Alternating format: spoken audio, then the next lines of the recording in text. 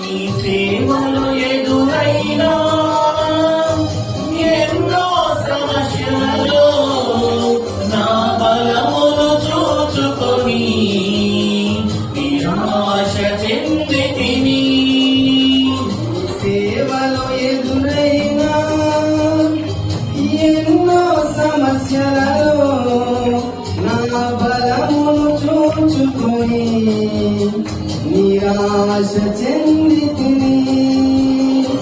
భారమైన ఈ సేవను ఇక చేయలేనని